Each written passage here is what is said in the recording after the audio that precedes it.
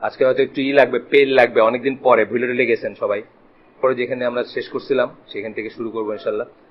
এই বইটা যারা নতুন বা যারা দেখেন নাই তাদের জন্য, এটা religious extremism in the lifes of contemporary Muslims, বইটার নাম। অরিজিনাল বই আরবিক, ইমাম সৌদ ইসলামী ইউনিভার্সিটি, ওইটার টিচার একজন, মানে উনি একসময় ছাত্র ছিলেন, ওনার মাস্টার্সের থিসিস এটা, আর পরে উনি টিচার ওইখানকার। এটা ট্রান্সলেট করছেন জামাল জারাবজু। 21 বছর আগের বই, সেপ্টেম্বর 11-এর আগের বই, 21-22 বছর আগের। সুতরাং সেপ্টেম্বর 11-এর রিয়েকশন হিসাবে লেখা না বইটা, এটা খুব ইম্পর্টেন্ট ব্যাপার টু নোট। তো আমরা গতদিন যেখানে শেষ করছি তারপর থেকে শুরু করবো আজকে। একটু হয়তো পিছনে টেনে বলবো যে কি করছিলাম গতদিন। ইন্নাল হামদুলিল্লাহ নাহমাদুহু ওয়া নাস্তাইনুহু ওয়া নাস্তাগফিরুহু ওয়া নাউযু বিল্লাহি মিন শুরুরি আনফুসিনা ওয়া মিন সাইয়্যাতি আমালিনা মা ইয়াহদিল্লাহু ফালা মুদিল্লা লাহু ওয়া মা ইউদ্লিল ফালা হাদিয়া লাহু ওয়া আশহাদু আল্লা ইলাহা ইল্লাল্লাহু ওয়াহদাহু লা শারীকা লাহু ওয়া আশহাদু আন্না মুহাম্মাদান আবদুহু ওয়া রাসূলুহু। আম্মা বাদ, ফা ইন্না খায়রাল হাদিসি কিতাবুল্লাহ ওয়া খায়রাল হাদী হাদী মুহাম্মাদিন সাল্লাল্লাহু আলাইহি ওয়াসাল্লাম ওয়া শাররাল উমুরি মুহদাসাতুহা ওয়া কুল্লু মুহদাসাতিন বিদআহ ওয়া কুল্লু বিদআতিন দালালাহ ওয়া কুল্লু দালালাতিন ফিন্নার। আসসালামু আলাইকুম ওয়া রাহমাতুল্লাহি ওয়া বারাকাতুহু। এখন আপনার অ্যাডভাইস আমরা চাচ্ছিলাম, যে শুনতে চাচ্ছিলাম, আপনার একটা ছোট ভাই আছে, আপনি কি আগামীকালকে তাকে আমেরিকা পাঠাবেন কিনা? যা আছে সেই অবস্থায়, তাকে আপনি যা জানেন, যা চিনেন, যে বয়স তার, সব মিলায়, মানে কালকে তার আমেরিকা যাওয়ার প্রশ্ন আসলে আপনি কি পাঠাবেন কিনা? বাস, আমার অ্যাডভাইসের সারমর্মটা আমরা এটাই জানতে চাচ্ছিলাম। বাস, নিজের উপর কনফিডেন্স আছে, বাইকে তো উনি জানেন না। আপনি রোজা রাখছেন না কন্টিনিউয়াস? বেশ, আমরা খবর পাইলাম এখানে দাউদ আলাইহিস সালামের রোজা রাখছেন না, একদিন অন একদিন অফ রাখছেন। এটা কেন রাখছেন জানেনি না আপনার, পরে না। আচ্ছা, আমরা পড়তেছিলাম রিলিজিয়াস এক্সট্রিমিজমের বহিঃপ্রকাশ, পড়তেছিলাম যে লিডারের রেসপেক্টে যে এক্সট্রিমিজম, অর্থাৎ একজন লিডারকে থিওরিটিক্যাল লেভেলে একজন লিডার। অনেক এই তারেক রমাদানের কথা বলতে গিয়ে মনে হলো যে আমাদের ব্লগে তারেক রমাদান নিয়ে কিছু লেখালেখি হচ্ছে, দেখলাম মানে কিছু মানুষ এত ফিউরিয়াস হয়ে গেল যে আপনি ওনার সম্বন্ধে কি জানেন, কি পড়ছেন ওনার সম্বন্ধে, কয়টা বই পড়ছেন ওনার, যে এরকম মানে নবী পয়গম্বরের একটা পজিশনে চলে গেছে সে অলরেডি। অথচ তারে আমরা যারা আহলে সুন্নাত জামার জানি, আমাদের বিশ্বাসের ইন্টিগ্রাল অংশ হচ্ছে যে আল্লাহ রসুল দিনকে বেস্ট জানতেন, তারপরে তার আশপাশে যারা ছিলেন তারাই বেস্ট জানতেন এবং বুঝতেন। মানে ঠিক মডার্নিস্ট থিওরির উল্টাটা আমরা বিশ্বাস করি। মডার্নিস্টরা বলবে যে এখন আপনার কম্পিউটার আছে, এখন আপনার সফটওয়্যার আছে, এখন আপনার ইউটিউব আছে, এখন কত ইজিলি আমরা কত ভালো করে দিন জানতে পারি। আমাদের বিশ্বাস হচ্ছে যে দিনকে বেস্ট জানছিলেন এবং বুঝছিলেন প্রথম জেনারেশন, তারপরে তার পরের জেনারেশন, তারপরে তার পরের জেনারেশন। কারণ তারা ফার্স্ট হ্যান্ড শুনছিলেন, জানছিলেন, তাদের তাওহীদ, উলুহিয়া, রুবুবিয়া আর আসমা সিফাত পড়তে হয় নাই। কেন পড়তে হয় নাই? তাওহীদ তাদের ভিতরে ইনডিউসড এবং ফিউজড ছিল, ডিরেক্টলি তারা সোর্স থেকে শুনছিলেন। আমাদের মতো থিওরি দিয়া এইটা ওইটা হইলে ওইটা হবে, এটা হইলে, মানে আমাদের আছে না, আমাদের কত কনস্ট্যান্ট, আমরা একটা কলেমা বুঝতে আমাদের কত থিওরি আছে, সেটা ভ্যালিড হবে কিনা আমাদের 8টা শর্ত দিয়ে বিচার করতে ভ্যালিড হবে কিনা। তাদের এত কিছু বোঝার উপায় দরকার ছিল না। কেন? তারা রাইট ফ্রম দ্য সোর্স জানছিলেন, এবং ওই জিনিসটা 3 জেনারেশন পর্যন্ত ছিল, প্রথম 3 জেনারেশন পর্যন্ত মোরলেস ছিল। আর এইটা হচ্ছে আমাদের বিশ্বাসের একটা ভিত্তি, যে তারাই দিনকে বেটার জানতেন। তফসিরের ব্যাপারে কি আহলে সুন্নাত জামা কি ক্লাসিক্যাল তফসিরে ফিরে যায়, যে তারাই দিনকে বেটার জানতেন। তাবারি, ইবনে আব্বাস, ইবনে কাসির, মানে ক্লোজার টু রাসূলের পিরিয়ড, তারাই দিনকে বেটার জানতেন। আর আমরা এখন কি বলছি, ক্লোজার টু কুফার যারা, তারা দিনকে বেটার জানে। আর কি এই তো ব্যাপারটা এখন হয়েছে, মেথোডোলজি চেঞ্জ। তারেক রমাদানের ব্যাপারে এমন ভাবে বলতেছে যে তারেক রমাদান ইনফলিবল। আর কি মানে কি বলেন আপনি এটা? আমি লিখতে চাইছিলাম যে আল্লাহ রসুলের লেখা কোনো বই পড়ি নাই আমি। আপনারা পড়ছেন নাই কেউ আল্লাহ রসুলের লেখা বই পড়ছেন? হ্যাঁ, আবু বকর ওমরের লেখা বই পড়ছেন? হ্যাঁ, তো আবু বকর ওমরে জানতে কি তাদের লেখা বই পড়তে হবে না?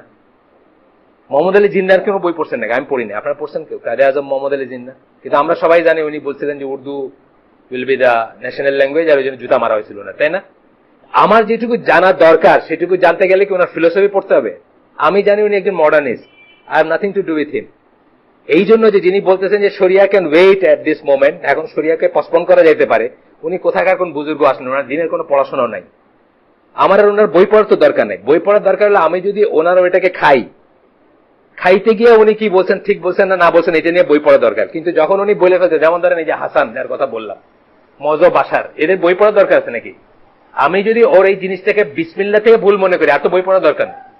বা ধরেন কাদিয়ানি বলতেছে যে মানে মির্জা গোলাম আহমেদ, উনি কি বলছেন যে নবী, আমাদের নবী শেষ নবী না, এরপরে কি আর ওনার আর কিছু পড়ার দরকার আছে? এই পয়েন্টে তো শেষ। শিয়ারা বলতেছে যে কোরআন শরীফের ইন্টিগ্রিটি নাই, কোরআন শরীফের 2/3 মিসিং। কে ই করছেন? আবু বকর রাদিয়াল্লাহু আনহু, ওমর রাদিয়াল্লাহু আনহু এবং ওসমান রাদিয়াল্লাহু আনহু এটাকে চেঞ্জ করে ফেলছেন। আমার কি আর অনওয়ার্ড যাওয়ার দরকার আছে? আল্লাহ বলতেছেন সূরা হিজরের 9 নম্বর আয়াতে আল্লাহ বলতেছেন যে কোরআনের ইন্টিগ্রিটি মানে আল্লাহ নাজিল করছেন এবং আল্লাহ এটাকে প্রোটেক্ট করবেন। ওরা বলতেছে 2/3 মিসিং, তার মানে আল্লাহর ওই আয়াত মিথ্যা। আমার তো আর প্রসিড করার দরকার নেই। মানে আমি এখন কি তালে কি এইসব নাম কি জানি বলেন না, তেলেগানি আর কি আছে না সব নাম, বেহেশতি, আয়াতুল্লাহ বেহেশতি, ওদের ডক্টরিন পড়ার দরকার আছে নাকি? প্রাইমারিলি আমার দরকার নেই। আমি যদি এটা নিয়ে গবেষণা করি, আরো ডিপে যাই, তাদেরকে রিফিউট করতে যাই, তখন আমার দরকার। কিন্তু প্রাইমারিলি আমার দরকার নেই। আমি এখান থেকে জানি যে এটা ঠিক পথ না। একইভাবে যারা বলবে যে আল্লাহ রসুলের সময়কার জিনিস এখন প্র্যাকটিকেবল না, এটা তো ঈমান বিনষ্টকারী বিষয়। আসুন, আমরা তো তারেক রমাদান বা তার অনুসারীদেরকে বলবো না যে তোমরা ইসলাম থেকে বাইরে গেছো, কিন্তু কেউ যদি মনে করে আল্লাহ রসুলের সময় যা চলতো এখন সেটা চলবার নয়, আমরা কি জানি এটা ঈমান বিনষ্টকারী বিষয় না একটা? আমার কি আর পড়ার দরকার আছে? তো ওইখানে এমন ভাবে করতেছে যে তারেক রমাদানের সমালোচনা করা মানে আমি কিছুই না, আমি ইসলামেই ভিতরেই নাই, এরকম একটা ভাব। এইটাই contemporary forms of extremism with respect to leader. একজন লিডারকে আপনি মানলেন। আমি যখন প্রথম ওই দলের সাথে, দলীয় রাজনীতির সাথে পরিচয়, আমি দেখি তার তসবিতে তাদের যে মেন্টর ধরেন, যার যেটা আর কি, কারো মওদুদি, কারো নাহবানি, কারো XYZ, মানে আল্লাহ রসুল বা আল্লাহর কথা যতবার উচ্চারিত হইতেছে তার চেয়ে ওই নামগুলা বেশি আসছে। আমাকে এটা উনি এটা বলছেন, উনি এটা, as if it is a different religion. ওনার অভ্যুদয়ের পর থেকে নিয়ে আরেকটা রিলিজিয়ান শুরু হয়েছে। এটা তো আমাদের না, ব্যাপারটা তা না। আমাদের কি জানি, আহলে সুন্নাত জামার প্রত্যেকটা ব্যাপার আল্লাহ রসুলের কাছে ফিরে যেতে হবে। যদি না যায় ওটা ভ্রান্তি, যদি না যায় ওটা বাতিল। আপনি যদি ট্রেস করতে না পারেন ওই পর্যন্ত, তাহলে ওটা বাতিল। তো এখানে আমরা এটা আলাপ করছিলাম। আপনারা জানেন যে তাকফির বা হিজরা নামে যে দলটা ইজিপ্টে ছিল, জামাতুল মুসলিমিন বলতো তারা, সেই দলের যে সুকরি মুস্তাফা, সেই দলের যে আমির ছিলেন, তার প্রতি তিনিও চাইতেন বা তার অনুসারীরা যে রকমের লয়ালিটি আশা করত, এই ধরনের লয়ালিটিকে এক্সট্রিমিজম বলা হয়েছে। এই ধরনের লয়ালিটি আমরা আসলে দেখব হিসাব করলে শুধুমাত্র আল্লাহ রাসূল সাল্লাল্লাহু আলাইহি ওয়াসাল্লামকে দেওয়া যায়। উনি দাবি করতে পারেন বা ওনার প্রাপ্য। আর নেক্সট যদি হয় তার খলিফা, মানে তাকে যারা রিপ্রেজেন্ট করবে, অর্থাৎ পুরা মুসলিম উম্মার যদি কেউ আলজামা থাকে এবং তার যদি কেউ লিডার থাকেন, উনি টু এ লার্জ এক্সটেন্ট দাবি করতে পারেন। কিন্তু আমি এখানে বসছি, একটা স্প্লিন্টার গ্রুপ, 200 জন মেম্বার আছে, 300 জন মেম্বার আছে, আমরা এটা করতে পারি না। এটা আমরা গতদিনও দেখছি, এইটারই শেষ পর্যায়ে আমরা ছিলাম। তারপরে আজকে নতুন জায়গায় যাব। তো এখানে এই যে সামারিটা আমরা পড়বো, যে এই ধরনের পারসেপশন অফ ইমাম এবং লিডার, যখন আপনি আপনার একটা দল, একটা গোত্র, একটা বাংলাদেশেও আছে এরকম একটা দলের লিডারকে আপনি মানায় নিছেন যে অ্যাজ ইফ সে মুসলিম উম্মার লিডার, তাকে যারা অমান্য করবে তারা ইসলামের বাইরে চলে গেল, অথবা তাকে যারা চ্যালেঞ্জ করবে তারা ইসলামের বাইরে চলে গেল, বা ওই দলের ভিতর না থাকলে আপনি আর মুসলিম না, এই ধরনেরই যে সেটা নিয়ে কথা বলতেছেন। তখন বলতেছেন যে কথাগুলো সত্যি, অনেক জায়গায় দেখবেন যে কথাগুলো সত্যি, কিন্তু ওই আকরামুজ্জামান ভাই বলছিলেন যে হাদিস তো সহি, কিন্তু হাদিসের ব্যাখ্যা বা তর্জমা হচ্ছে জাল। এটা হয়, কিন্তু এটা আমরা এখানে উদাহরণ দিচ্ছি যে একটা হাদিস সহি হতে পারে, কিন্তু হাদিসের তর্জমা বা ব্যাখ্যাটা হচ্ছে ভুল। যেমন ধরেন আপনার ওই হাদিসটা সহি, ওই যে আল্লাহ রসুল মিম্বরে উঠতেছিলেন এবং তখন 3 বার আলহামদুলিল্লাহ বললেন। তো একটাই ছিল পয়েন্ট কি, যে আপনার নাম উচ্চারিত হইল অথচ যে সালাবাত পড়লো না আপনার উপর। এই হাদিস তো সহি, কিন্তু সালাবাত পড়া বলতে যদি আপনি ইয়া নবী সালাম আলাইকা বলে ফেলেন, তাহলে সহি হাদিসের জাল অর্থ করা হলো, বা সহি হাদিসের জাল মিনিং করা হলো, যে আপনি ইয়া নবী সালাম আলাইকা বলবেন আল্লাহ রসুলের নাম উচ্চারিত হইলে, বা ওয়ালাইকুম সালাম, তুমি না এলে দুনিয়ায় বলবেন তাইলে সহিহ হাদিসের জাল মিনিং হয়ে গেল। একই ব্যাপার যে উনি যে সমস্ত কথাগুলো বলছেন যে এই রকম লয়ালিটি দরকার, এরকমই দরকার, সব ঠিক, কিন্তু উনি সেই ব্যক্তি না, সুপ্রি মুস্তাফা সেই ব্যক্তি না। আচ্ছা, এখানে তিনটা সামারিতে তিনটা পয়েন্ট বলছেন। এক নম্বর হচ্ছেন based on the believe that their group was the জামা। এই বিলিফটা হচ্ছে ভুল। দেয়ার গ্রুপ ওয়াজ দ্য জামা মানে তাকফির ওয়া হিজরা বা জামাতুল মুসলিমিন যেটা ইজিপ্টে ছিল, ওই গ্রুপটার, ওয়ালাইকুম সালাম, ওই গ্রুপটার যতজন মেম্বার তারাই হচ্ছেন জামাত, তারাই হচ্ছেন জামাতুল মুসলিমিন, তার বাইরে সবাই কাফের। এই জিনিসটাই ভুল। কিন্তু এই ধারণাটার উপর বেস করে বাকি জিনিসগুলো, অন্য জিনিসগুলো ঠিক, কিন্তু এটা যখন এখানে অ্যাপ্লাই করা হলো তখন ভুল হয়ে গেল। Based on the believe that their group was the জামা, মানে আমরা যেটাকে বলি আল জামা বা আহলে সুন্নাহ ওয়াল জামা যাই বলি, of the Muslims or the only Muslim community, এটা ইনভার্টেড কমার ভিতরে, and that their imam was the imam of all Muslims. All of the texts related to obeying the supreme ruler and baya applied to their imam Sukri Mustafa. All of that is wrong. এই লেখক বলতেছেন সবটুকুই wrong and evil and is built upon evil.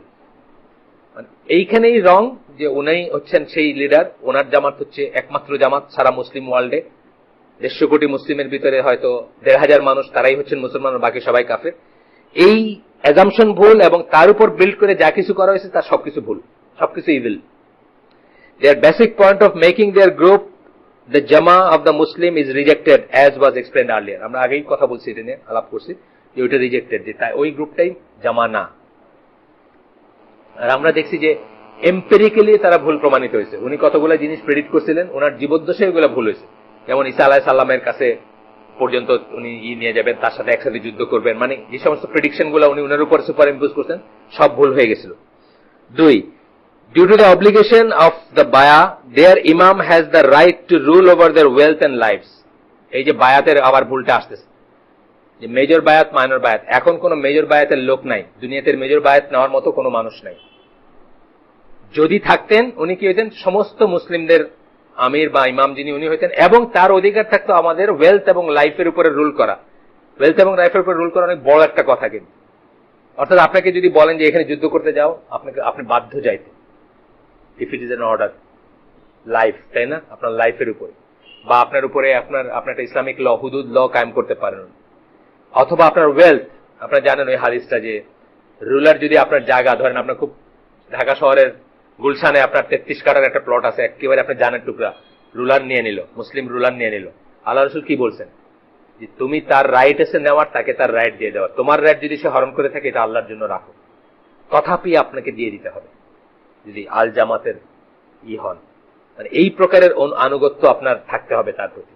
আপনি অস্ত্র ধরতে পারবেন না, আপনি তার উপর এগেন্সে চিকা মারতে পারবেন না, বিদ্রোহ করতে পারবেন না, যেটা আজকাল হয় আর কি, সামান্য কারণে চিকা মারে না মানছে, তো সেটা পারবেন না। তো বলতেছেন যে বায়া, due to the obligation of the বায়া their imam has the right to rule. এই যে ওই বায়াত, যেহেতু তারা মনে করছেন যে ওইটা হচ্ছে অব্লিগেশন অফ বায়া, ওইটা মেজর বায়াত, ওই বায়াত নিতেই হবে, ওই বায়াত না নিলে আপনি মুসলিম না, আপনি জামাতের বাইরে। সুতরাং অটোমেটিক্যালি কি হয়ে গেছে, তার ওই রাইটটা চলে আসছে, যেটা ভুলভাবে আসছে। The followers had no right to object to any of that, এবং ফলোয়ারদের কোনো রাইট ছিল না অবজেক্ট করার। এবং দেখা গেছে যে তাদের ভিতর কেউ যদি একটু সন্দেহ প্রকাশ করছেন, বা কেউ যদি এটা প্রশ্ন করছেন, তাকে মাইরে ফেলা হয়েছে, অথবা তাকে সে পালায় বেড়াইতে হয়েছে। 3 নাম্বার, দ্য ইমাম দেয়ার ইমাম ডিজার্ভস অ্যাবসলিউট অবিডিয়েন্স। মানে এই সামারি করতেছেন যে কি ভুলগুলা হয়েছিল। Absolute obedience, he is not required to explain the reason or wisdom behind an order. Absolute obedience, এবং এটা শুধু কি আল্লাহ রাসূলের ছিল, কোন একটা জিনিসে সবসময় উইজডম করার সাহাবীরা করতেনও না, এবং করার দরকারও ছিল না, বরং সাহাবীরা উল্টাটাই বলতেন। খুব সিম্পল কোয়েশ্চেন, ফর এক্সাম্পল, যেমন আজকে রোদটা এত কড়া কেন, ধরেন কথার কথা, এই কোয়েশ্চেনের আনসারও আল্লাহ রাসূলের সাহাবীরা বলতেন আল্লাহ এবং আল্লাহ রাসূলই বেটার জানেন। খুব সিম্পল কথা, আপনি দেখবেন মানে সবাই জানেন, আপনার মনে হবে এইটার আনসার, কিন্তু ওনারা বলতেন যে আল্লাহ এবং আল্লাহ রাসূল বেটার জানেন। এটা বলার এটাই কারণ ছিল যে কোন একটা জিনিসের পিছনে উইজডমটা কি, এটার ওনারা চ্যালেঞ্জ করেন নাই, কখনো এটা নিয়ে প্রশ্ন তোলেন নাই। এবং যে 1-2 বার প্রশ্ন তুলছে তারা ধ্বংসপ্রাপ্ত হয়েছে, যে খারেজিদের এই যে, সে তো বেসিক্যালি কি, সে আল্লাহ রাসূলকে জাস্টিস করতে বলছিল। তার মানে কি, আল্লাহ রাসূলের উইজডম, আল্লাহ রাসূলের জাস্টিস এবং তার ফ্যাকাল্টিকে সে প্রশ্ন করছিল, যে আল্লাহ রাসূল ঠিক ডিস্ট্রিবিউট করলেন কিনা বুটি অফ ওয়ার, এটাই তো ছিল ব্যাপারটা। তাকে কি সে মানে ধ্বংসপ্রাপ্ত একটা লোক, বা তার অনুসারীরা ধ্বংসপ্রাপ্ত, খারেজিদের যে আর কি ফোরফাদার যে।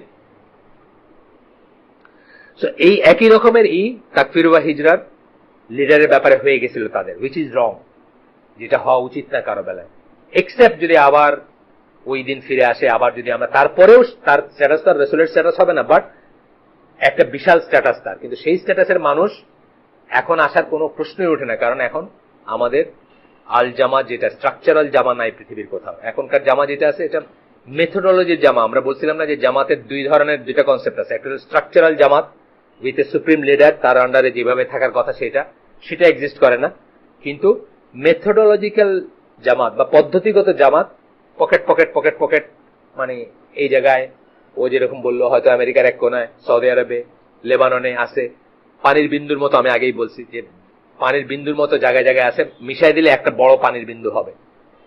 তারা কি করে, তারা সুন্নাহ এবং আল্লাহ রাসূলের মেথড গুলাকে ফলো করার চেষ্টা করে আপ্রাণ, এই হিসাবে আছে, কিন্তু স্ট্রাকচার হিসাবে জামাত নাই এবং ওই বায়াত নেওয়ার কোনো মানুষ নেই। তাহলে আমরা কি পড়ছিলাম যে কেউ যদি বলে যে বায়াতটা অব্লিগেটরি আমাদের উপরে, তাহলে এটা হচ্ছে একটা বিদআত। কেউ যদি বলে যে হচ্ছে অব্লিগেটরি, এটা হচ্ছে একটা বিদআত, এবং এটার উপরে আমরা একটা গ্রুপে পাইছেন কিনা আমি জানি না, সালেহ আল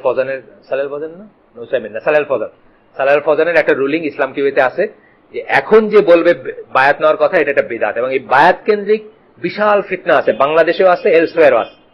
এই যে পীর ফকির গুলা অথবা গ্রুপও আছে, শুধু পীর ফকির যে তা না, জঙ্গি গ্রুপ আছে যাদের উপর বায়াত মানে আপনি তার কাছে আপনার জানটা সইপা দিলেন আর কি, যে আপনি যা বলবেন হুজুর এটাই ফাইনাল, আপনি বলেন আমি ওই যে জর্দার কোটটা মাইরা মরে যাবো, এটাই ফাইনাল আছে।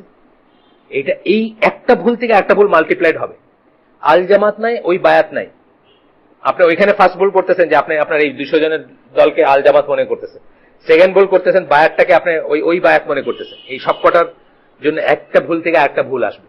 সুতরাং বায়াতের কোনো কনসেপ্ট এখন নাই। যে বায়াত আপনাকে বলছেন যে যার রজ্জু বা যার না থাকলে আপনি জাহিলিয়াতের মৃত্যু, সেই বায়াতের কোনো কনসেপ্ট এখন নাই। এখন মাইনর বায়াত আছে। মাইনর বায়াত মানে আমি আগেও এক্সপ্লেন করছি যে আপনার পুরান মোটরসাইকেলটা আমি কিনবো, 10,000 টাকা বলছি, কালকে সকালে এসে দিব, হাত মিলাইলাম, এইটাও বায়াত, বাট দিস ইজ মাইনর বায়াত, ইজ নট দ্য মেজর বায়াত।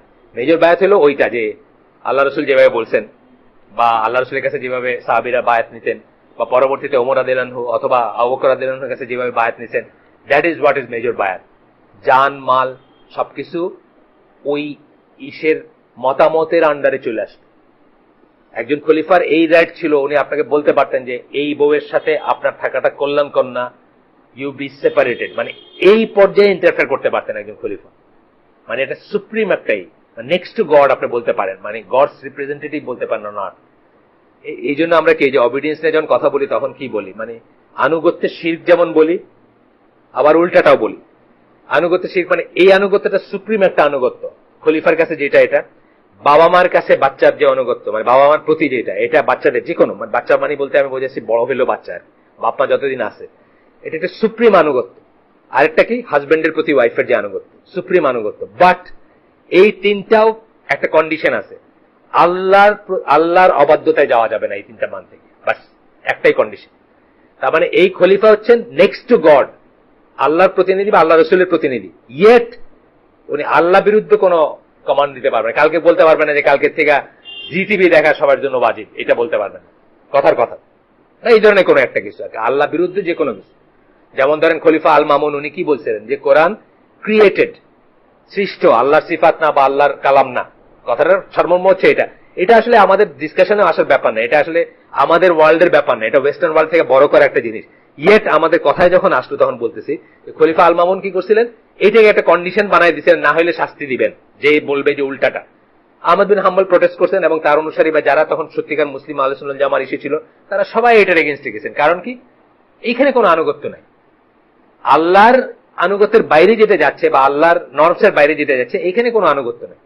ওয়ারেজ ওনারা কিন্তু এই পয়েন্টটা ছাড়া বাকি পয়েন্টগুলোতে ওনাকে মানতে রাজি ছিলেন, ওনাকে কিন্তু কাফেরও বলেন নাই, ওনাকে লিডার হিসেবে করেন না, কিন্তু এই পয়েন্টে বলছেন কোনো আনুগত্য নাই, এবং এই পয়েন্টে মরতেও রাজি ছিলেন, এই পর্যায়ে গেছিলেন ওনারা। আমাদেরও বুঝতে হবে যে আনুগত্য আমরা বললাম এখন নাই, থিওরিটিক্যালি যদি কোনোদিন থাকে যেমন বাবার প্রতি আনুগত্য, এটা কিন্তু খুব বড় একটা জিনিস, এটা আমরা রিয়েলাইজ করি না অনেক সময়। মানে আমাদের এখানে ডাল ভাত হয়ে গেছে, আমরা এখন সিমসন্স দেখি, সিমসন্স একটা আছে না, বাপ মারে আর টিচারদের রিডিকুল করা হলো, ওটার আর কি, জানেন খাড়া খাড়া চুলালা একটা কার্টুন আছে, আমি কোনোদিন দেখি নাই, আমি ওটার সম্বন্ধে পড়ছি, হামজা ইউসুফ বলছে এবং পড়ছি। ওটা হচ্ছে অ্যানার্কিস্টদের বানানো। অ্যানার্কিস্ট কারা? যারা প্রচলিত নিয়মের উল্টাটা করবে। মানে প্রচলিত নিয়ম কি, বাবাকে আপনি মানেন, টিচারকে আপনি মানেন, টিচারে রিডিকুল করে একেবারে নাই করে দিল, বাপরে একদম মানে রিডিকুল করে বা কি বলে ঠাট্টা বিদ্রুপ করে বাপরে একটা আব্দুল বানাই দিল, বুঝছেন না? মানে anarchist, reversal of the order, উল্টাটা আর কি, উল্টা দিবে ওটাকে। সিমসন্স দেখেন না, খাড়া খাড়া মাথা, আপনি দেখছেন কখন? পেপারে টেপারেও আসে এটা, মানে ওয়েস্টার্ন এসে আসে, খুব খুব নাম্বার ওয়ান, মানে পপুলার হিসাবে নাম্বার ওয়ান কার্টুন আর কি সারা। হ্যাঁ, বই আকারে আছে, আর কার্টুন হিসেবে এটা এক নাম্বার। আর এটার উপজীব্যই হচ্ছে to ridicule the elders, scholars, বাপ মা, টিচার, এদেরকে রিডিকুল করে। কিন্তু ইসলামের বাপের পজিশনটা কি? একজন সাহাবী আয়েশা রাসূলুল্লাহ সাল্লাল্লাহু আলাইহি ওয়াসাল্লাম বলতেছেন, আমার বাপ আমার পয়সা চুরি করে, আমার বাপ আমার পয়সা চুরি করে। ওইটা মানে গিভেন আমাদের আজকের ইসে যে বাপ আমাদের সাথে থাকে, আমি ওই মানি ব্যাগটা রাইখা যাই, প্রত্যেকবার এসে দেখি একটা 500 টাকার নোট নাই বা 2টা নাই, এবং আমি বুঝতেছি যে ওটা বাপ লিখেছে, এটা আর কি ইকুইভ্যালেন্ট। আল্লাহ রাসূল কি বলছেন? তুমিও তোমার বাপের, তোমার পয়সাও তোমার বাপের। দেয়ার ইজ নো শিকায়ত, কোনো শিকায়ত নাই, কোনো অভিযোগ নাই, অভিযোগটাকেই গ্রহণ করেন নাই। তুমিও তোমার বাপের, you belong to your father, তোমার পয়সাও তোমার বাপের। তার মানে আনুগত্যের লেভেলটা কি আপনি চিন্তা, আমরা কি কোনোদিন এইভাবে চিন্তা করছি? আজকালকে ছেলে পেলেরা বা আজকালকে বাপেরা আমরা এই যে চিন্তাই করি না। বাপ মানে মানে ই করলে আমরা ইন্ডিভিজুয়ালিজম দেখাই দিব, আমার ভোট আমি দিব, যাকে খুশি তাকে দিব, বাপের কর কি আছে? এখনকার ব্যাপারটা তাই, ইন্ডিভিজুয়ালিজম দেখাই দিব। কিন্তু চিন্তা করেন কোন গ্রেডের আনুগত্য চাওয়া হয়েছে। ইয়েট এই আনুগত্য থাকবে না যদি এই আনুগত্য আল্লাহর আনুগত্যের বাইরে চলে যায়। আপনার বাপ যদি আপনাকে এমন কিছু করতে বলেন যেটা আল্লাহর আনুগত্যের বাইরে যাবে, আপনার মা যদি আপনাকে এমন কিছু করতে বলেন যেটা আনুগত্যের বাইরে চলে যাবে। আমরা ওই যে ওই ইটা আমি সবাই জানি, আমরা ওই যে ওই আগের দিনের বনি ইসরায়েলদের সময়কার ঘটনা দিয়ে যে হাদিস আছে, এটা আমরা জানি যে এটা যে স্কলার বলতেছিলেন, উনি মানে বোঝাইতে বলতেছিলেন যে বাপ মার সাথে ছেলে মেয়েদের, আমরা তো আসলে স্নেহ নিম্নগামী, আমাদের এখানে আমার বাচ্চাটার লিগে আমি মরে যাবো, কিন্তু আমার বাপের লিগে আমি মরবো না। কিন্তু মানে আমাদের আল্লাহ এভাবেই বানাইছেন আমাদের, এই জন্য বাচ্চারে আদর করে এটা কোরআনে বলেন না, কিন্তু বাপ মারে উফ বলবেন না, এটা কোরআনে বলছেন। বিকজ আমাদের নেচার যেটা, ফিতরা যেটা, সেটা হচ্ছে যে আমাদের বাচ্চার জন্য আমাদের জানটা পড়ে যাবে, বাচ্চারা ব্যথা পাইতে দেখলে বুকটা ফাইটে যাবে, কিন্তু বাপটা বিছনায় শুয়ে যে কাতরাইতেছে ওইটাতে মনে হবে না যে ওইটা কোনো একটা সমস্যা। এই জন্য আল্লাহ বাপের কথা বলছেন, বাপ মার কথা, বাচ্চাদের কথা বলেন না, কারণ বাচ্চাদেরটা আপনার অটোমেটিক্যালি করবে। তো ওইখানে যে বনি ইসরায়েলের ওই গল্পটা, ওই যে ওই গুহার মুখ বন্ধ হয়ে গেছিল একদিন, তো তিনজনের একটা মানে সৎ কাজের কথা দিয়ে আল্লাহর কাছে চাইছেন, পরে একটু একটু করে খুলছে মুখটা। একজন কি বলছিলেন যে উনি ওই ছাগল পালতেন, বা ছাগল দোহায়া বা মেষ দোহায়া বা যাই হোক ক্যাটেল, যেটা দুধ নিয়ে আসছেন, এসে দেখছেন যে বাপ মা ঘুমায় গেছে। তো উনি সারা রাত দাঁড়ায় ছিলেন যতক্ষণ বাপ মা না জাগবে, ওনার বাচ্চারা অবক্ত কাঁদতেছিল, তাদেরকে দুধ না দিয়ে দাঁড়ায় ছিলেন যে বাপ মা ঘুম ভাঙলে বাপ মাকে অফার করে যেটা বাকি থাকবে সেটা বাচ্চাদের দিবেন। এই থেকে স্কলাররা দলিল হিসাবে বলতেছেন যে বাচ্চাদের উপরে বাপ মার যে হক, বাপ মার যে হক আপনার উপর এত বেশি, বাচ্চাদের উপরে হক। আমরা অ্যাপারেন্টলি কি মনে করবো যে বাচ্চাদের ভরণ পোষণ করবো, এইটাই তো আমার সবচেয়ে বড় কর্তব্য বা দায়িত্ব। কিন্তু আসলে দেখেন ওইটাকে আল্লাহ সৎ কাজ হিসাবে কবুল করছেন, যে সেটা বাচ্চাদের কান্দায়া দুধটা না দিয়ে সারা দাঁড়ায় ছিল যে বাপ মা কখন জাগবেন, ওইটাকে সৎ কাজ হিসাবে আল্লাহ কবুল করছেন, এবং আল্লাহর জন্য করছিল। কিন্তু ওই সৎ কাজের একটা ছিল কি, মানে আল্লাহর জন্য কে কে করছে আর কি, কে কোনটা করছে এটা মনে করবে, তাহলে আল্লাহ ওটাকে অ্যাকসেপ্ট করছেন তার জন্য করা সৎ কাজ হিসাবে। আমরা এগুলো অনেক সময় আসলে কোন জায়গায় ফিট করবে এটা করে যায় আর কি, ভুলে যায়। তো সেই বাপ মার প্রতি আনুগত্য যদি আল্লাহর বিরুদ্ধে যায়, কোনো আনুগত্য নাই, এটা বুঝতে হবে। এবং অনেক সময় আমাদের হয় যে সেই বাপ মার একটা কথা শুনতে গিয়ে আমরা একটা লাইন ক্রস করে ফেলি, আমরা করি, আমাদের ভিতরে হয়, অনেক সময় হয়, এখানে যাইস না, এটা করিস না, এটা করতে হয় না, আছে না ব্যাপারটা। মানে আমার মা পছন্দ করে না যে আমার বোনরে আমি সম্পত্তি দিব, আল্লাহ কোরআনে বলছেন যে দিয়ে দিতে হবে বাপ মূল্য 2:1 না। আমাদের সিলেটে অনেক মা আছেন বলেন যে এটাতে অমঙ্গল হয়। সিলেটের অনেক মাদের বিশ্বাস, ফরাইজ যেটাতে বলে, মেয়েরে যদি সম্পদ দেয় বাপ মূল্যে, বা এটা যদি মেয়েরা খায় বা এটা যদি নেয়, কোনোদিন মেয়েদের মঙ্গল হবে না, অমঙ্গল হয়। তাহলে কি এটা আল্লাহর অনানুগত্য না? আল্লাহ স্পষ্ট তো বলছেন দিতে, আপনি বলতেছেন যে আল্লাহ বুঝেন নাই, আপনি তার চেয়ে বেশি বুঝেন যেটা অমঙ্গল হয়, সুতরাং আপনি দিবেন না আপনার মেয়েরে। এই যে জিনিসটা, এটা যে ছেলে মানলো, মানে বাপ মরার পরে তো ছেলেই গার্ডিয়ান, তাই না? ছেলের উচিত ছেলেটা ভাগ করে দিয়ে দিবে। এটা যে ছেলে মানলো, সে কি করলো? আল্লাহর আনুগত্যের উপরে বাপ মার আনুগত্য করলো। এটা তার করা উচিত না, করা ঠিক হয় না। ঠিক আছে, আমরা আজকে যাব extremism in dissociation from the Muslim society, তাকফির ওয়া হিজরা। ওনারা কি করছিলেন? প্রথমে শাসক থেকে তাকফির করবেন শাসককে, এবং হিজরত করবেন, মানে গুটায় নিবেন। প্রথমে শাসক থেকে, তারপরে শাসকদেরকে যারা সমালোচনা করেন না বা ত্যাগ করেন না সেই সব ওলামার থেকে, তারপরে সেসব ওলামাদের যারা ওলামা মনে করে তাদের থেকে। তার মানে লম্বাইছে কম্বল খালি, সব শেষ, শুধু ওই গ্রুপ ছাড়া আর বাকি সবাই কাফির। তাকফির, তাদেরকে তাকফির করবেন। আর হিজরা মানে তাদের থেকে ডিসোসিয়েট করবেন, নিজেকে গুটায় নিয়ে পকেট হয়ে যাবেন। বাংলাদেশে আছে, আমি চিনি একজন মানুষ ঢাকা শহরেই, উনি নিজের ইসে নিজে নামাজ পড়েন। লেটেস্ট ওনার উন্নতি শুনলাম যে সালাত নাকি 2 রাকাত করে পড়তে হবে, আর কোনো ইনস্ট্রাকশন নাই। আর মানে কোরআনিয়ন হয়েছেন উনি, এখন অনেক পথ ঘুরে শেষ পর্যন্ত কোরআনাইট হয়েছেন। সালাতের কথা তো আল্লাহ পরিষ্কার ভাবে মানে রাকাত বাইন্দা দেন নাই, বা বলেন নাই কয় রাকাত কোনটা। তো এখন উনি 2 রাকাত করে পড়েন। উনি যেটা সালাত মনে করেন ওটা পড়েন না, মানে আমাদের প্রচলিত সালাত উনি পড়েন না। 18 জনের গ্রুপ ছিল, আমি একসময় শুনছি যে 18-20 জন হয় ওনার সবাই। ওনাদের নিয়ে উনি নামাজ পড়েন, কোন ইমামের পিছনে পড়েন না। আরেকজনের কথা আমি মেহেরপুরে জানি, উনি একা পড়েন নামাজ, মানে ওনার এখন গ্রুপও নাই এখন। মানে মসজিদের নামাজ না পড়তে পড়তে পড়তে পড়তে এখন একা পড়েন। এই কথাটাই বলতেছেন যে extremism and dissociation from the Muslim society. আপনি গুটায় নিলেন, কিছুটা গুটানো হয়তো আমরা গুটাই। ফর এক্সাম্পল, আমার বোনের ছেলের বিয়ে হবে, বড় এলসিডি স্ক্রিনে বিয়ার হলুদের সময় মাইয়ারা যে নাচছে, ওটা আবার বিয়ার দিনে দেখানো হয় আজকাল, নাকি এটা একটা ট্র্যাডিশনাল। নিজেরাই সিনেমা করে, মানে বাইরের সিনেমার অমিতাভ বচ্চনের আর দরকার নাই, নিজেরাই সিনেমা করে, ধুতি টুতি পয়রা ঢোল ঢোল বাজায় হলুদ টলুদ করে, ওইটারে আবার ঈশের দিন দেখানো হয়। বিয়ের দিন যারা মিস করছেন, সময় স্বল্পতার জন্য মিস করছেন এত মহৎ জিনিস, ওইটা আবার দেখানো হয়। সে যাই হোক, আমি এইটার জন্য আমার বোনের ছেলের বিয়েতে যাব না, কিন্তু ভ্যালিড রিজন, শরিয়া ভিত্তিক রিজন, এবং আপনি ঠিক আছেন এখানে। ওয়ালাইকুম সালাম। আপনি যে গেলেন না আপনার আপন বোনের ছেলের বিয়েতে, আপনি ঠিক আছেন, কিন্তু এইটার লাইনটা জানতে হবে কোথায়। তার মানে কি আপনার বোনকে আপনি কাফের মনে করবেন না? আপনার ভাগ্নেকে কাফের মনে করবেন না? কবিরা গুনাহ একটা বড় সিন, মেজর সিন করছে, কাফের না।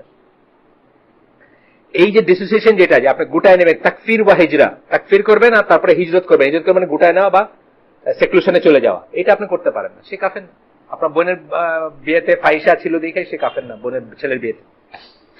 সো এইখানে বলতেছেন যে অনেক কটা আয়াতের কথা বলতেছেন। এই আয়াতগুলো ওই যে বললাম যে সহিহ হাদিস, জাল মিনিং, জাল এক্সপ্লেনেশন। একইভাবে আয়াত ঠিক আছে, আয়াতের কথা ঠিক, কিন্তু অ্যাপ্লাই করলেন কোথায়, ওইখানে আপনার ভুলটা হয়ে যাচ্ছে। প্রথমটা হচ্ছে সূরা মুজাদিলার 22 নম্বর আয়াত। আমরা সবাই জানি এটা খুব ওয়ালাল বারা ব্যাপারটা, যে ওয়ালাল বারা বা শত্রু মিত্র যে ইসলামে শত্রু মিত্র যে আল্লাহর ইচ্ছা মতো বা আল্লাহর পছন্দ মতো হইতে হবে, এটা যে আপনার জন্য ইমানের শর্ত, এই আয়াত থেকে আসে, এবং এটা ভ্যালিড, এই আয়াত ভ্যালিড, কিন্তু এটা অ্যাপ্লাই করলেন কোথায়, সেখানে ভুল করে ফেলতেছে না। এটা হচ্ছে যে যারা আল্লাহ এবং আখেরাতে বিশ্বাস করে, আয়াতটার বাংলা বলে দিচ্ছি আমি, এই মজলিসে সবাই জানেন, তারপরেও এখান থেকে আর কি স্কলাররা বলছেন যে ওয়ালাল বারাটা ইসলামে একটা ইমানের শর্ত, এবং এটা খুব ইম্পর্টেন্ট জিনিস। তো বলতেছেন আল্লাহ যারা আল্লাহ বা আখিরাতে বিশ্বাস করে, তাদের ভিতর তুমি এমন কাউকে পাবা না যারা ওই সময় লোকের সাথে বন্ধুত্ব করবে যারা আল্লাহ এবং তার রাসূলের বিরোধিতা করে। জিসটা হচ্ছে এটা, যদিও বা তারা তাদের ছেলে হয়, তাদের বাপ হয়, তাদের ভাই হয়, বা আত্মীয় স্বজন হয়, যাই হোক, জিস্ট হচ্ছে এটা। এই আয়াতটা কিন্তু ঠিক, এই আয়াতের রুলিংও ঠিক, কিন্তু কোথায় অ্যাপ্লাই করলেন এটা হচ্ছে কথা। অ্যাপ্লাইটা কোথায় করবেন এটা, এই সেন্সে ওয়ালাল বারার আমরা এখানে জানি যে 3 ক্যাটাগরিতে বিভক্ত করছি আমরা। যে বইটা আছে ওয়ালাল বারা সালেহ আল ফওজানের, আমরা এখানে পড়ছি, ওইটা মানে আমাদের আহলে সুন্নাত ওয়াল জামাত পজিশনটা আমরা আগেও বলছি, বিটুইন তাকফির এন্ড তাকলিদ। কথায় কথায় তাকফির করব না আমরা, কথায় কথায় তাকলিদও করব না। তাকলিদ মানে কি? অন্ধ অনুসরণ। তাকফির মানে তার সাথে সম্পর্ক ছেদ। কোনোটা দিন আমাদের পজিশনটা হচ্ছে মাঝখানে, উম্মাতান ওয়াসাতান, মানে রিয়েল সেন্সে মাঝখানে থাকবে এখানে। তো আমাদের এখানে ওয়ালাল বারার ব্যাপারে আমরা কি পড়ছিলাম আগে, যারা এখানে আছেন বা যারা ওই ক্লাসটা করছেন, আমরা পৃথিবীর সকল মানুষকে 3 ভাগে বিভক্ত করতে পারি। একটা ভাগ হচ্ছে যাদের প্রতি সবসময় ভালোবাসা থাকবে, কখনোই ঘৃণা থাকবে না, যাদেরকে শুধু আমরা ভালোবাসবো। তারা কারা? নবীন, সিদ্দিকিন, শুহাদা আর আমিলুস সালে যারা। 4টা ক্যাটাগরি, যেটার কথা আল্লাহ বলছেন যে ওই যে ওইটার তাফসীর, ইহদিনাস সিরাতাল মুস্তাকিম সিরাতাল্লাযিনা আনআমতা আলাইহিম। আনআমতা আলাইহিম মানে যাদের উপর আল্লাহর নিয়ামত। তারা কারা? এই 4 ক্যাটাগরি। এই 4 জনের সাথে আমরা থাকতে চাবো, আল্লাহর কাছে দোয়া করবো যে আল্লাহ এদের সাথে আমাদের আখিরাত যেন হয়, আমরা যেন এদের সাথে থাকতে পারি। এই 4 ক্যাটাগরিতে আমরা কখনোই সমালোচনা করব না বা ঘৃণা করব না। শেষ হয়ে গেল এক ক্যাটাগরি। আরেক ক্যাটাগরি হচ্ছে যে কখনোই যাদের ভালোবাসবো না। ভালোবাসা বলতে কাইন্ডনেস না, কিন্তু কাইন্ডনেস আর ভালোবাসা আরেকটা জিনিস, আলাদা জিনিস ইসলামে। কাইন্ডনেস হচ্ছে, আমি বারবার বলি যে একটা জন্তু জানোয়ারের প্রতি আমরা কাইন্ড হইতে পারি। অহেতুক একটা জন্তু জানোয়ারকে কষ্ট দিব না আমরা।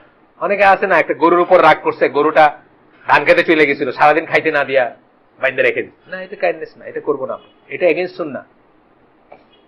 এই কাইন্ডনেস আপনার কাফের প্রতি থাকবে। আমি বলি প্রায় যে আপনার গাড়িতে একটা বাচ্চারা নক করছেন, এখন তাকে হসপিটাল নিয়ে যাওয়া দরকার, আপনি জিজ্ঞেস করবেন না তোর নাম কি, ভগবান দাস না আব্দুর রহমান? মানে ভগবান দাস হলে ফালাই দিয়ে যাবেন, আর আব্দুর রহমান হলে নিয়ে যাবেন হসপিটাল, তা না, মানুষের বাচ্চা তো হসপিটাল নিয়ে যাবেন। এই কাইন্ডনেস ঠিক আছে। এই কাইন্ডনেস আল্লাহ না করতেছেন না আপনার, যে থাকবে না কাফের প্রতি, থাকবে না, যেটা সেন্স অফ বিলঙ্গিং থাকবে না, আমার একজন, এটা থাকবে না। মন্টুদা ডাকবেন না আপনি, বুঝছেন না? মন্টুদার এইখানে যে কি নাম, ইন্দিরা রোডের কোন খ্রিস্টান মন্টুদার লিগা ব্লগে দেখি, খুব বেশ কয়েকদিন আগে আর কি, ব্লগে খুব লেখালেখি চলতেছে। মন্টুদা হবে না আপনার, কাফের আপনার ভাই হবে না কোনো। কাফের ক্যানট বি ইওর ব্রাদার। কাফের ব্রাদার আমার অনেকে দেখবেন মানে দাওয়াতের খাতিরে বলতে গিয়ে উত্তেজিত হয়ে, মানে আমার এখানে আমার হিন্দু খ্রিস্টান যে বাইরে আছেন সবাইকে বলতেছি, না, হিন্দু খ্রিস্টান আপনার ভাই না। এটা হলো ওয়ালাল বারার লেসন। তাহলে ওই গ্রুপকে আমরা কখনোই ভালোবাসবো না, কাইন্ড হইতে পারি, ভালোবাসবো না। তারা কারা? কাফের যারা। সিম্পল কথা।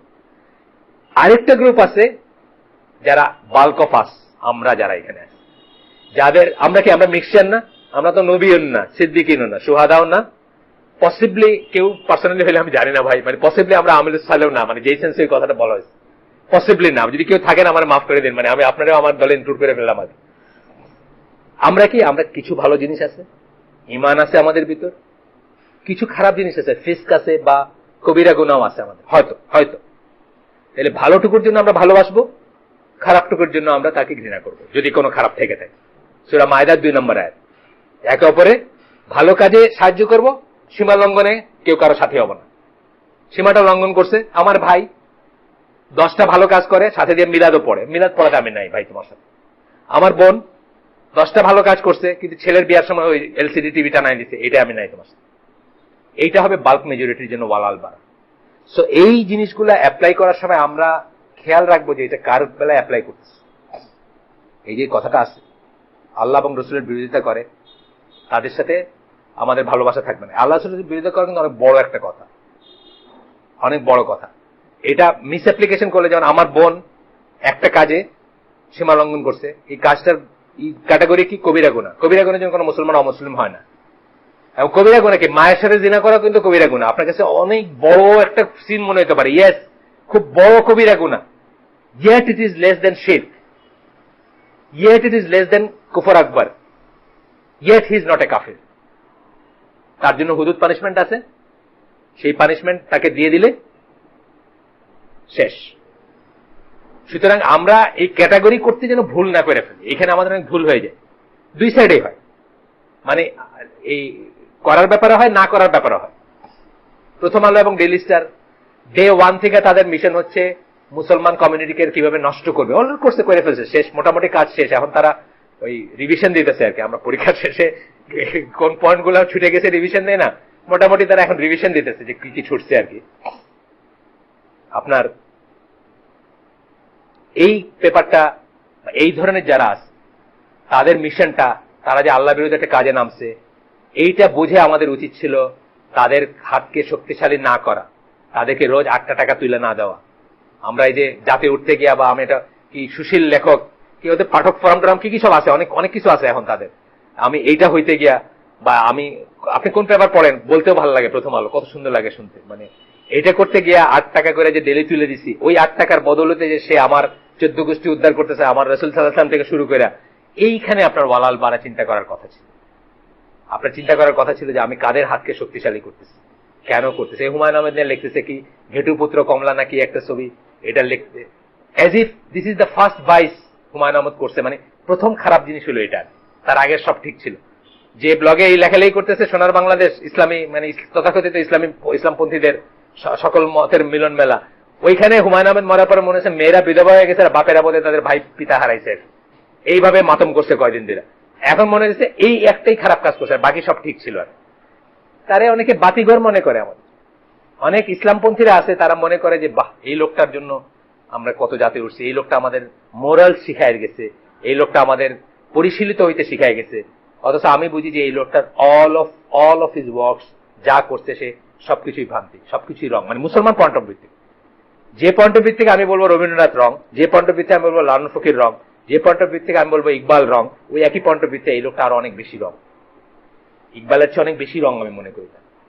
কিন্তু এই লোকটা মারা যাওয়ার পরে আমাদের ইসলামপন্থীরা পর্যন্ত মানে সোনার বাংলাদেশ ব্লগে ডে আফটার ডে আমি তো চুপ করেছিলাম, আমি একদম মানে আমি আজ ইফ এক্সিস্টই করি না এরকম ছিলাম, কারণ কিছু বলা মানেই আপনি ই করবেন। এই কালকে এক লোক লেখছে যে ঘেটুপত্র কমলা এটা মানে মুসলমান এসে এগেন্স্টে যে এটা কারো দেখা উচিত না, এটা রোধ করা উচিত, as if this was the first bad thing he did. আর আমি তো দেখি পুরাটাই ব্যাড, মানে তার সাহিত্যের সমস্ত টুকুতে অবিশ্বাস আর বিশ্বাস মানে মানে নিজের মন গড়া বিশ্বাস মিলেমিশে আছে, তাই না?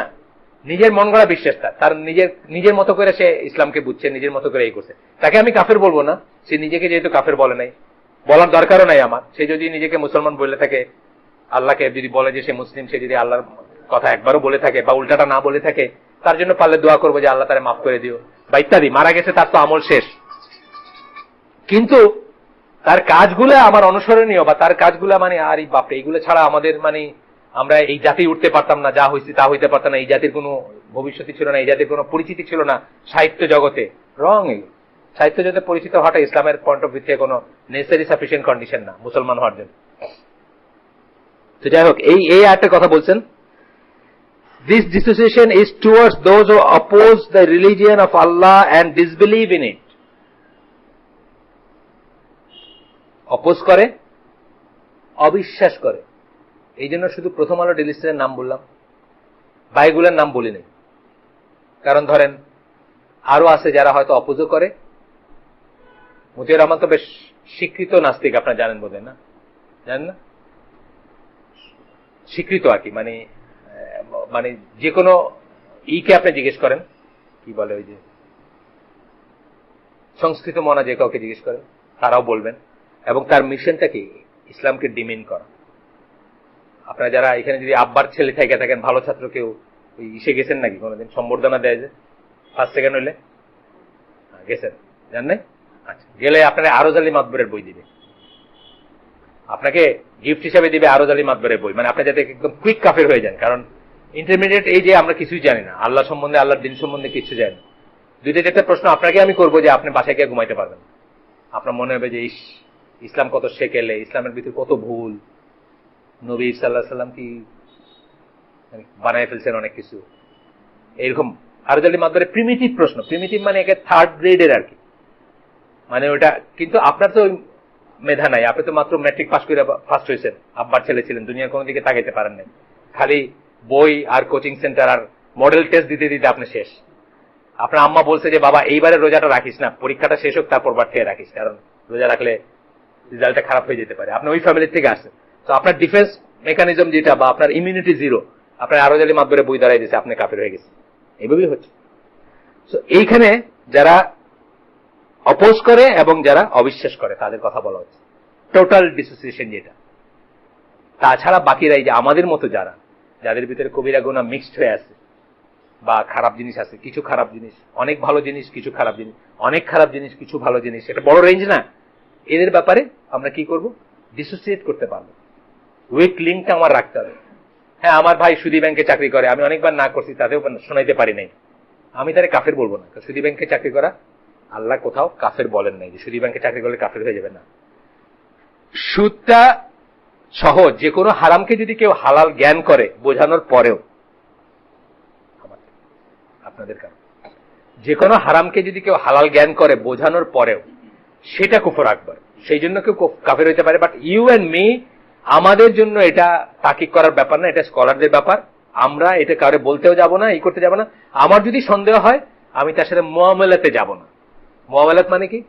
ট্রানজেকশন, ব্যবসা বাণিজ্য। মেয়ে বিয়ে দিব না তার কাছে, বোন বিয়ে দিব না তার কাছে, কারণ আমার সন্দেহ হলো যে সে বোধহয় ধরেন 5 ওয়াক্ত নামাজ পড়তে হবে এটাকে মনে করে না যে মাস্ট, অপশনাল মনে করে। পড়লে ভালো, না পড়লে কোনো ক্ষতি নাই। এখন আমি কি হব? আমি তাকে কাফের ডিক্লেয়ার করার দরকার নেই, কিন্তু মনে মনে আমি সন্দেহ পোষণ করবো যে সে বোধহয় আর মুসলিম নাই। তখন আমি করবো, আমি মুআমালাতে যাব না, অর্থাৎ তারে ট্রাস্ট করব না, তার কাছে আমার বোন বিয়ে দিব না বা মেয়ে বিয়ে দিব না, তার সাথে আত্মীয়তা রিসে যাব না, সাবধান হয়ে যাব, সেটা আমি করব। এরপরে আয়াতগুলা একের পর এক বলতেছেন, অনেক কটা আয়াত। মাহির বকরি বলে একজন লেখকের কথা বলতেছেন, ইনি হচ্ছেন তাকফির ওয়া হিজরার একজন লেখক, শুকরি মুস্তাফার অনুসারী। uses the general evidence related to loyalty and dissociation to substantiate his point. এগুলো কিন্তু সব জেনারেল, এইগুলাকে কোন পার্টিকুলার মানুষের উপর অ্যাপ্লাই করার উপর আপনার অনেক নলেজেবল একজন মানুষ হইতে হবে। এবং পার্টিকুলার বললাম কি, যেমন আমার বোনের বিয়েতে আমি গেলাম না, বোনের ছেলের বিয়েতে, বাট ডাজ ইট মিন যে আমার বোনের সাথে আমি সমস্ত সম্পর্ক ছিন্ন করব? না। ওই জেনারেলিটা আমার বোনের বেলায় অ্যাপ্লাই করার আগে আমার অনেক কিছু চিন্তা করার আছে, সেটার কথা বলতেছেন। সেই আয়াতগুলা কিন্তু সবই আয়াতগুলা সত্য, কিন্তু আয়াতগুলা অ্যাপ্লিকেশনটা ভুল। কার উপর অ্যাপ্লাইড হবে এই জায়গাতে তারা ভুলটা করছে। এইভাবেই দেখবেন এক্সট্রিমিস্ট গ্রুপগুলা বা যে কোনো গ্রুপকে আপনি কিন্তু চট করে বলে ফেলতে পারবেন না যে what is wrong in them. এবং তাদের কথাগুলো এত অ্যাপিলিং কেন? তাদের কথাগুলো অ্যাপিলিং এই জন্য যে তারা তো আপনাকে মানে ওই যে বললাম যে সহি হাদিস সহি আয়াত দিচ্ছে, কিন্তু জাল ভাবে অ্যাপ্লাই করতেছে। তো আপনাকে যখন এটা বলবে আপনি তো না করতে পারবেন না যে এই কথাটা কি সত্যি নয়। আপনাকে যখন জিজ্ঞেস করবে এটা কি সত্যি না, আপনি বলবেন ইয়েস, তাইলে বলে যেটা বলবে ওটা হলো ভুল। বুঝছেন না? ওই কথাটা ইয়েস তাইলে বলে। এই ট্রিকটা কিন্তু শুধু এরা না, খ্রিস্টান পাদ্রীরা, আহমেদ দিদার অনেক আগে বলে গেছেন যে সাউথ আফ্রিকায় কালো মুসলিম যারা, তারা একটু লেস এডুকেটেড এবং গরিব ছিল, তো ওদেরকে স্বীকার করতো এরা, আপনার পাদ্রীরা, সাদা চামড়া পাদ্রীরা। তো গিয়া দেখাইতো, is this not the word of God? ইঞ্জিল ওই লোক ইঞ্জিল জানে আর কি, কোরআনে যে ইঞ্জিল আছে, বাইবেল একটা হাতে নিয়ে বলে এটা হলো ইঞ্জিল কি? Is this not the word of God? মুসলমান কি বলবে এখন? আমানতু বিল্লাহি মালাইকাতি কুতুবি রুসুলি ওয়াল ইয়াউমিল আখির, কুতুবি তো আছে এখানে, না বললে সে মুসলমানই না। হ্যাঁ বলতে হবে তারে, কিন্তু সেই গ্যাপটা ধরতে পারলো নাকি? This is not the engine Allah mention, this is engine mixed with humanly creation, তাই না? Humanly devices. এই বুদ্ধিটা তার হয় নাই, এটা আলাদা করার এই যুক্তিটা তার নাই। সেই জন্য কিন্তু সে একটা ট্র্যাপে পড়লো, প্রথম ট্র্যাপ। হ্যাঁ এটা তো আল্লাহ, তোমার কোরআনে বলেন নাই, আল্লাহ তোমার বলেন নাই যে আগে যা আসছে সেটার কনফার্মেশন, আর রসুল তোমরা ঈমান আনো কি দিয়ে? আমানতু বিল্লাহি মালাইকাতি কুতুবি রুসুলি। ইনজিল বলে is this not the word of God? আপনি বলেন হ্যাঁ। নেক্সট কোয়েশ্চেন, তাইলে এখানে যা লেখা আছে এগুলো সত্যি না? আপনি কি বলবেন বলেন? পয়লা আপনি বলছেন এটা ওয়ার্ড অফ গড, এরপরে আপনার সত্যি না বলে কোনো উপায় আছে? হ্যাঁ সত্যি। তাইলে দেখো এখানে কি লেখা আছে। নেক্সট হলো, তাইলে দেখো এখানে কি লেখা আছে, জিসাস হলো সান অফ গড, ইত্যাদি ইত্যাদি ইত্যাদি। এইটা হলো একটা ট্র্যাপ। একইভাবে এই সমস্ত এই এক্সট্রিমিস্ট গ্রুপগুলা যারা আমাদের দেশে খুব সামান্য, মানে আমি বলছি ইজিপ্টের কথা, ইজিপ্ট হচ্ছে এগুলো ব্রিডিং গ্রাউন্ড আর কি। তারা যখন একটা জিনিস আপনার সামনে উপস্থিত করবে, একটা তাগুত অস্বীকার করে, হ্যাঁ এটা তো মাস্ট প্রত্যেকটা মুসলমানের জন্য, বাট তাগুত কারে বলতেছে ওইখানে সমস্যা হয়ে গেল। মানে নেক্সট তাইলে যেটা বললো সমস্যাটাকে তো ওইখানে মনে রাখবেন, প্রথমটাতে কোনো সমস্যা নেই। এই একের পর এক আয়াত পড়বো আমরা, প্রত্যেকটা আয়াত সত্য, প্রত্যেকটা আয়াতের কথা সত্য, এবং এগুলো অস্বীকার করার কোনো উপায় নাই, কিন্তু অ্যাপ্লাই কোথায় করবে সেখানে সমস্যা। একটু একটু করে পড়ে যাই আমি। সূরা আলে ইমরান 28 নম্বর আয়াত, let not the believers take friends or helpers unbelievers, কাফেরদেরকে বন্ধু এবং আউলিয়া হিসাবে নিও না, রাদার দেন বিলিভার্স, বিশ্বাসীদের মুখামুখি, বিশ্বাসীদের সাথে প্রেফারেন্সিয়ালি কাফেরদেরকে আউলিয়া হিসাবে নিও না। ইফ এনি ডু দ্যাট, যদি কেউ এটা করে থাকে আল্লাহ থেকে তার কোনো সাহায্য নাই, এক্সেপ্ট যদি প্রিকশন হিসাবে, মানে কোন একটা জায়গায় কোন একটা সেফটি সিকিউরিটির ব্যাপারে যদি দরকার হয়, কখনো হইতে পারে, কখনো কাফেরের সাথে আপনার প্যাক্ট করতে হইতে পারে। আল্লাহ রাসূলের সময় হয়েছে, এখনো করতে হইতে পারে। একজন কাফেরের এগেইনস্টে বা একজন ইসের এগেইনস্টে এই করতে গিয়ে আরেকজনের সাথে প্যাক্ট করতে হতে পারে। এটাই বলতেছেন, except by way of precaution that you may guard yourself from them. এইভাবে যদি প্যাক্টের ব্যাপার হয় তখন আলাদা কথা, but Allah cautions you to remember himself for the final goal is to Allah. Allah আপনাকে সাবধান করে দিচ্ছেন, সেটা করতে সাবধান করে দিচ্ছেন। সূরা আল ইমরান 28, সূরা মুমতাহিনা 1 নম্বর আয়াতের পরে। এটা খুব ফেমাস একটা আয়াত, মানে যত তাকফির মার্কা দল দেখবেন এই আয়াত ছাড়া কোনো দল হবে না, মানে এই আয়াত থাকবেই তাদের বইয়ে। মানে কতগুলো আয়াত আছে না, এইটা একটা আয়াত যেটা থাকবেই, সেটা হচ্ছে যে take not my enemies and your enemies, sorry my enemies and yours as friends, মানে my enemies and your enemies as friends, মানে আমার শত্রু এবং তোমার শত্রুদেরকে বন্ধু হিসেবে গ্রহণ করেন। আল্লাহ বলতেছেন মাই, কিন্তু বলে বলতেছেন মাই।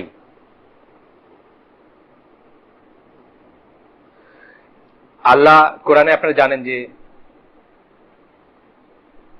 আই বা মাই, উই অথবা হি, তিনটাই ইউজ করছেন নিজের ব্যাপারে।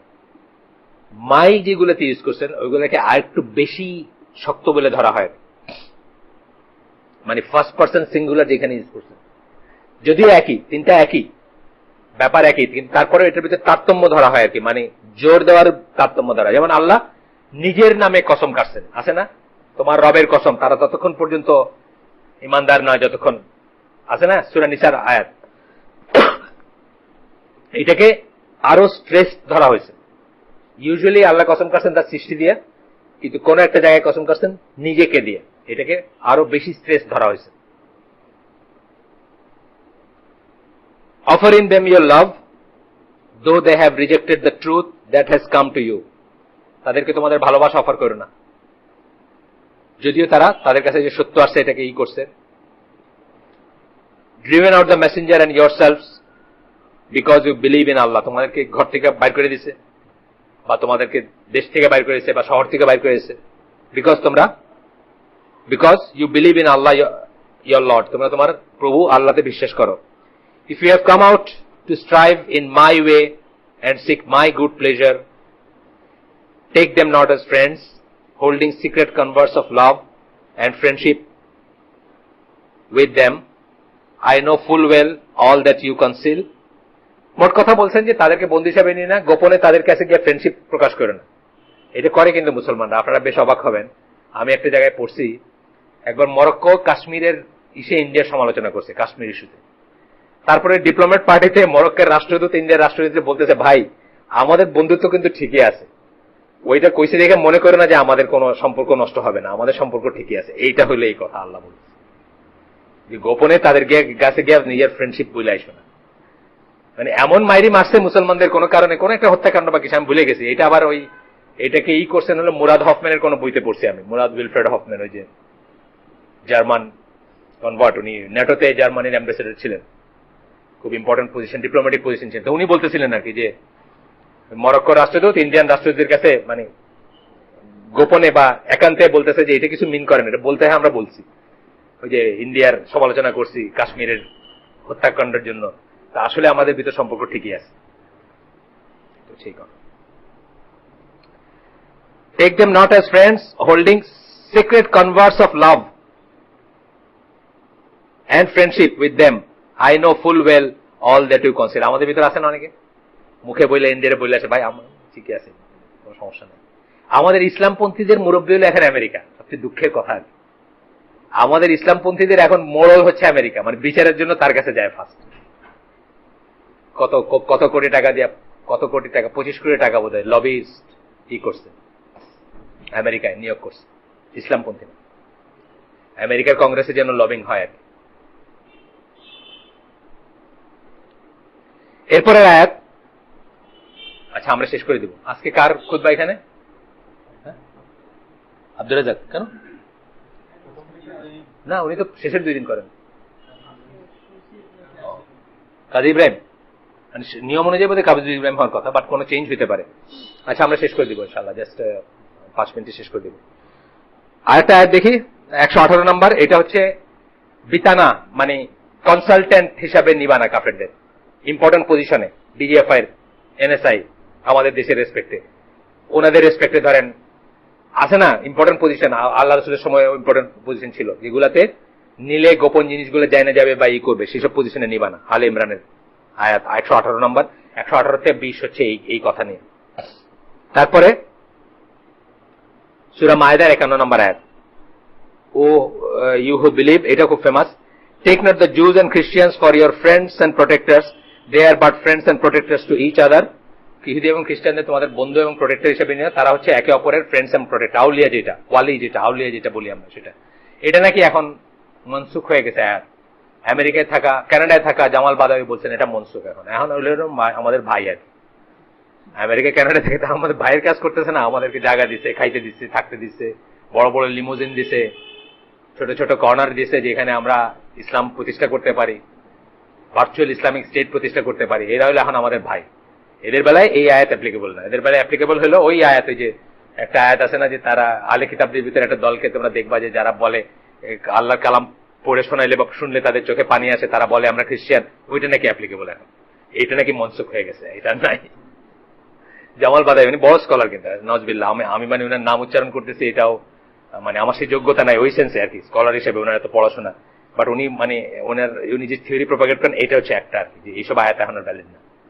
আর একটা হচ্ছে যে টাকনুর নিচে কাপড় পরা বললাম না, যে এগুলো মডার্নিস্ট্রি আর কি, সোজা কথা, এটা এখন ভ্যালিড না। যাই হোক, এই আয়াতগুলা সব ঠিক, এই আয়াতগুলা নিয়ে কিন্তু আমাদের কোনো সন্দেহ থাকা উচিত না, এগুলো সব ঠিক, বাট এগুলোর অ্যাপ্লিকেশনটা ভুল, এটাই বলতেছেন। Dissociating from the disbelievers is something concerning which there is no dispute or debate. কাফের থেকে আমার সম্পর্ক ছেদ করতে হবে, এটা এমন একটা জিনিস যেটার সাথে কোনো ডিসপিউট বা ডিবেট নাই। But the question is, who are the disbelievers? প্রশ্ন হচ্ছে কারা ডিসবিলিভার বা কারা সেই কাফের? That one must dissociate himself from. কারা সেই কাফের যাদের সাথে আমি ডিসোসিয়েট করব? এইখানে হচ্ছে কোয়েশ্চেন। প্রথম কথা, যে নিজেকে মুসলিম বলে দাবি করতেছে, যার উপর হুজ্জত কায়েম করা হয় নাই, কোন রিনাউন্ড মুফতি বা রিনাউন্ড ওইরকম অথরিটি যাকে বলে নাই, তার তো প্রশ্নই ওঠে না কোনো, সেই লোককে কোন ডাউটের উপরই করে প্রশ্নই ওঠে না কোনো, তাকে কাফের ডিক্লেয়ার করা। সুতরাং মুসলিম নামধারী কাউকে মানে বলার কোনো প্রশ্নই ওঠে না। এরপরে আসলে যে অমুসলিম যারা, তাদের ভিতরে কাদের বেলায় কতটুকু করব এবং কেন করব। একজন অমুসলিম রাস্তা দিয়ে হেঁটে গেছে, তাদেরকে আমি বাড়ি মেরে ফেলবো না, কিন্তু সে একটা ইসলামিক স্টেটে সৌদি আরবের গভর্নমেন্ট থেকে ভিসা নিয়েছে। ভিসা নেওয়া মানে কিন্তু আমানা, জানেন? ভিসা নিয়ে তারা ঢুকতে দিচ্ছে মানে কিন্তু আমানা। কি আমানা? তার জান এবং তার মাল প্রোটেক্ট করবে কে? সৌদি গভর্নমেন্ট করবে। আপনি ভাট করে তার মাথায় বাড়ি মেরে দিলেন, হইল না কিছু না। ডিসোসিয়েট করা মানে বাড়ি মারা না মাথায়। এবং সে আপনি একটা চুক্তি ভঙ্গ করলেন রীতিমতো, একটা ইসলামিক স্টেটের সাথে তার চুক্তিকে আপনি ভঙ্গ করে দিলেন, উল্টা একটা শাস্তিযোগ্য অপরাধ করলেন। এগুলো চিন্তার ব্যাপার আছে। আমরা আজকে এখানে শেষ করি, নেক্সট দিন আমরা অনওয়ার্ড যাবো। সুবহানাকা আল্লাহুম্মা ওয়া বিহামদিকা আশহাদু আল্লা ইলাহা ইল্লা আনতা আস্তাগফিরুকা ওয়া আতুবু ইলাইক। ভুল কিছু যদি শুনে থাকেন বা খারাপ কিছু, সেটা আমার এবং শয়তানের তরফ থেকে। আর যদি কিছু লাভ হয়ে থাকে, সেটা সমস্ত প্রশংসা আল্লাহর। আল্লাহ আমাদেরকে তৌফিক দেন এটার উপর আমল করার, যা শুনতেছি। তবে